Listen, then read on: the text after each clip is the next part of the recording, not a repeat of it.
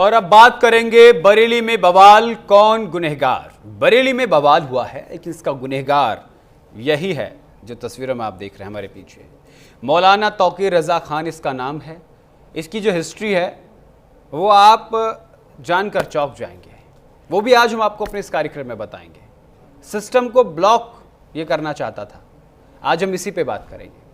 बरेली हिंसा मामले पर बड़ा खुलासा हुआ है। 7 दिन पहले रची गई थी हिंसा की साजिश। बड़ी खबर, नाबालिगों को आगे कर पुलिस पर पत्थर बरसाए। बड़ी खबर आपको बता रहे हैं, नाबालिगों का सहारा लिया, पुलिस के ऊपर पत्थर बरसाने का काम किया गया, सिस्टम को जाम करने का काम किया गया। लेकिन उत्तर प्रदेश के मुख्यमंत्री योगी आदित्यनाथ का बयान सामने आया कि यह मौलाना भूल गया कि उत्तर प्रदेश में आखिर किसका शासन है। बरेली में बवाल के बाद पुलिस का ताबड़तोड़ एक्शन भी देखने को मिला। तौकीर रजा खान को पुलिस ने गिरफ्तार कर लिया। तौकीर रजा खान से पूछताछ पुलिस कर रही है और बरेली हिंसा में 22 पुलिसकर्मी घायल हुए हैं। दंगाइयों पर एनएसए के तहत कार्रवाई होगी और इसी से जुड़ी ये विस्तार से रिपोर्ट देखिए।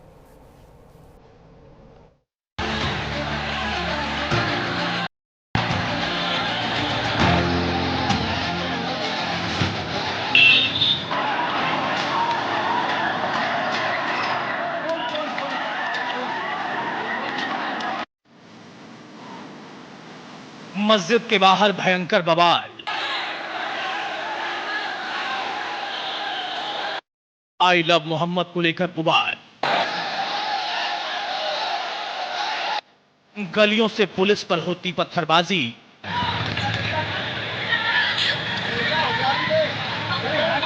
सड़कों पर जोरदार नारेबाजी और उपद्रवियों पर पुलिस का लाठीचार्ज। ये तस्वीरें हैं यूपी के बरेली की, जहां जुमे की नमाज के बाद आई लव मोहम्मद के नाम पर संग्राम छिड़ गया। बवाल इतना बढ़ा कि पुलिस को आखिरकार लाठीचार्ज करना पड़ा। बरेली में पुलिस को लाठियां तब भाजनी पड़ी जब जुमे की नमाज के बाद एक समुदाय के लोग हाथों में आई लव मोहम्मद के पोस्टर लेकर जुलूस निकालने लगे।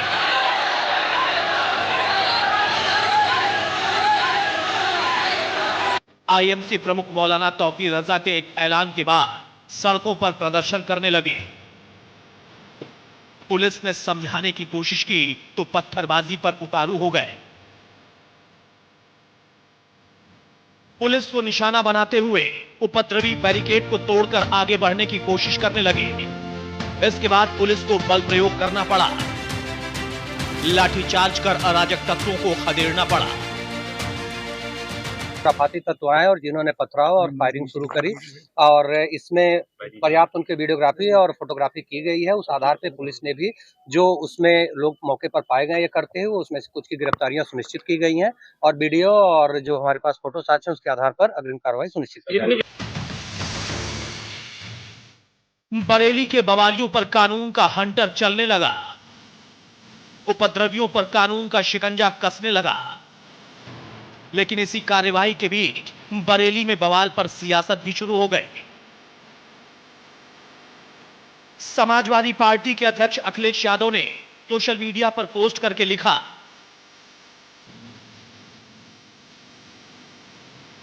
सरकार द्वारा ताकत का इजहार करना उसकी कमजोरी की निशानी होती है। सरकारें लाठीचार्ज से नहीं, सौहार्द सद्भाव से चलती हैं। अखिलेश यादव के साथ ही एआईएमआईएम मुखिया असदुद्दीन ओवैसी भी आई लव मोहम्मद विवाद को लेकर यूपी पुलिस और यूपी सरकार पर आग बबूला हो गए। भारत में 18-19 करोड़ मुसलमान रहते हैं, जो सब कॉन्टिनेंट हो या एशिया में सबसे ज्यादा यहां पर रहते हैं। आप क्या मैसेज दे रहे हैं दुनिया को, क्यों ऐसा कर रहे हैं भारत के बारे में आप लोग? अरे सोचो थोड़ी देर के लिए। लव की बात हो रही है और उत्तर प्रदेश में एडीजीपी साहब कह रहे हैं कि नहीं, हमारी सरकार ने कहा कि नया पोस्टर नहीं लगेगा।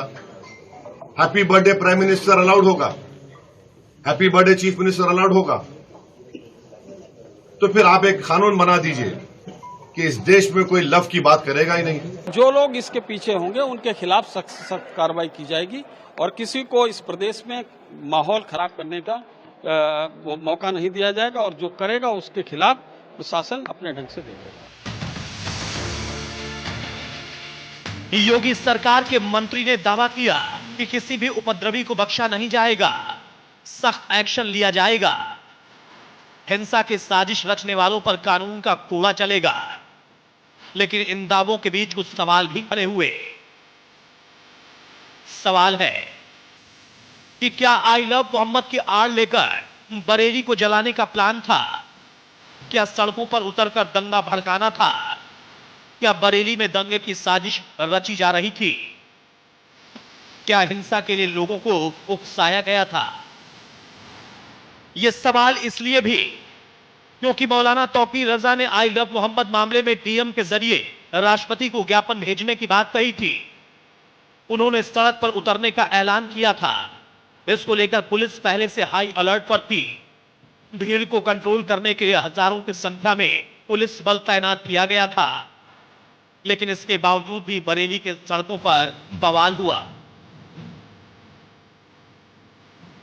हम लोग लगातार धार्मिक प्रतिनिधियों से संपर्क कर रहे हैं और ये पहले से अभी प्लान वे में किया गया है। जो भी लोग इसके पीछे हैं, जिन्होंने भी काल की थी, किसी को भी बख्शा नहीं जाएगा। जहाँ ये घटनाएं हुई हैं और जिन जगहों पे चोटें आई हैं लोगों को, जहाँ जहाँ विवाद हुआ है, हर जगह मुकदमे पंजीकृत किए जा रहे हैं। लगे क्या पुलिसकर्मी को लगे? जी लगे हैं, पुलिसकर्मियों को भी लगे हैं। अलग अलग जगह हमारी फोर्स लगी हुई थी। अभी सारी संख्या हम लोग इकट्ठा कर रहे हैं, फिर अभी थोड़ी देर में आप लोगों से सारी चीज हम लोग शेयर कर लेंगे। बरेली में सिर्फ एक ही जगह नहीं बल्कि 3 से 4 जगहों पर भयंकर बवाल हुआ। इस बवाल में 10 पुलिसकर्मी जख्मी हुए। हालांकि दावा है कि अब बरेली में शांति है, लेकिन सवाल है कि बरेली में हुई हिंसा का मास्टरमाइंड कौन है? आई लव मोहम्मद के नाम पर किसने हिंसा की साजिश रची? Bureau report, news India.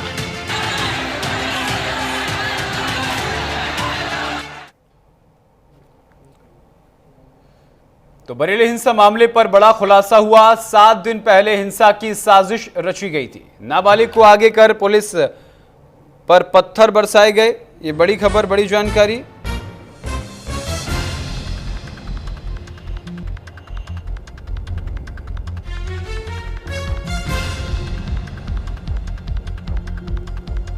बड़ी खबर, बड़ी जानकारी।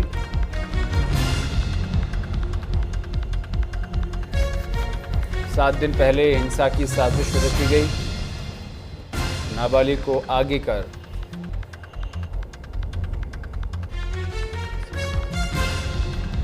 और इसी खबर पर विस्तार से जानकारी के साथ अरुण जायसवाल हमारे संवाददाता जुड़ गए हैं।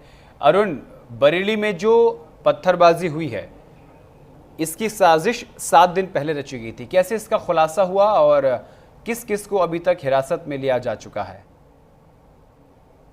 देखिए, जो जुमे की नमाज के बाद और लोगों को भीड़ को इकट्ठा करने की जिसने बात कही थी, वो मौलाना तौकीर इस समय पुलिस की गिरफ्त में है और पुलिस के पास ये मौजूद है। फिलहाल पुलिस अभी कागज की कार्रवाई करने में लगी हुई है और पुलिस का ऐसा कहना है, डीएम का ऐसा कहना है, जिलाधिकारी का ऐसा कहना है कि 1 घंटे के बाद हम सारी मीडिया के सामने आएंगे और चीजों को सामने लाएंगे कि आखिरकार अब आगे की कार्रवाई क्या करने वाले हैं। या तो उसको जेल भेजने वाले हैं या फिर हिदायत देख के छोड़ने वाले हैं। लेकिन उन्होंने डीएम साहब से जो हमारी बात हुई थी, उन्होंने यही कहा है साफ तौर पर कि यूपी के जो मुखिया है उनका साफ तौर पर कहना है कि किसी बवालियों को छोड़ा नहीं जाएगा। तो साफ तौर पर उनका जो एक इशारा था वो ये कह रहा था कहीं ना कहीं तौकीर को अब जेल का रास्ता दिखाया जाएगा।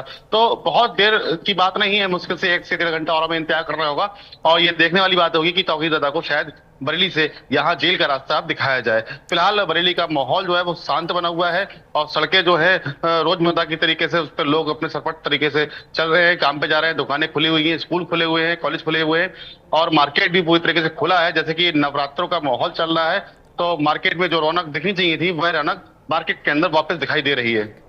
बिल्कुल। अरुण जायसवाल, आप हमारे साथ बने रहेंगे। एक और खबर पर आपसे हम जानकारी लेंगे। इसी बीच एक और बड़ी खबर सामने आ रही है। आपको बता दें, बरेली में बवाल के बाद पुलिस का ताबड़तोड़ एक्शन देखने को मिल रहा है। तौकीर रजा खान को पुलिस ने गिरफ्तार कर लिया है और थोड़ी ही देर में, जिस तरीके से हमारे संवाददाता अभी जिक्र कर रहे थे, कुछ ही देर में जेल का रास्ता दिखाया जाएगा।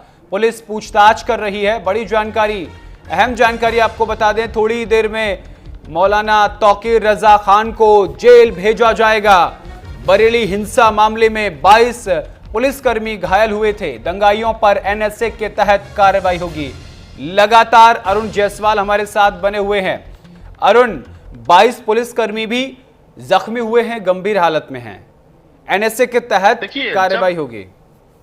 अरुण, देखिए, जब हजारों की तादाद में जब वहां लोग पहुंच जाते हैं तो वहां जो पुलिसकर्मी मौजूद थे और उनके ऊपर अचानक से हमला कर दिया जाता है, तो कहीं ना कहीं वहां पर एक बताया जा रहा है कि अवैध हथियार से फायर भी किया गया है, जिसके छर्रे जो है पुलिस कर्मियों को लगे हैं। उसके बाद ही पुलिस ने जो है वहां पर लाठीचार्ज किया है। और देखिए, मैंने जो वहां पर आज जो थाने का घेराव भी किया हुआ है कुछ लोगों ने, तो महिलाएं वहां पे इकट्ठी थी, कुछ पुरुष भी वहां पे इकट्ठे थे, तो उन लोगों से मैंने बात करने की कोशिश की, आखिरकार आप थाने के बाहर क्यों आए। तो वहां पे मेरी महिलाओं से बात हुई, उन्होंने साफ तौर पर बताया कि हमारा बच्चा जो है वो मात्र 16 साल का है जी, और आज जुमे का दिन था और छुट्टी थी, जी। इसलिए वो घर पर था PCR और लोगों के साथ बहकावे में चला गया। मतलब जी। आप समझिए कि 16 साल का एक छोटा बच्चा जिसके हाथ में ठीक है। किताब होनी चाहिए थी, एक पेन होना चाहिए था, और वो भीड़ का हिस्सा था और वो भी वहां पर पत्थरबाजी कर रहा था। तो बिल्कुल। फिलहाल पुलिस ने काफी लोगों को उठाया हुआ है, बरेली के अलग अलग कोनों से वहां पुलिस ने उठाया हुआ है। और देखने वाली बात यह है कि अभी तौकीर रजा को कब तक जेल का रास्ता दिखाया जाएगा या हिदायत देकर छोड़ी जाएगा। ठीक लेकिन है। फिलहाल जिलाधिकारी का साफ तौर पर एक इशारा है कि हम उनको जेल भेजने की तैयारी कर रहे हैं। ठीक है, बहुत बहुत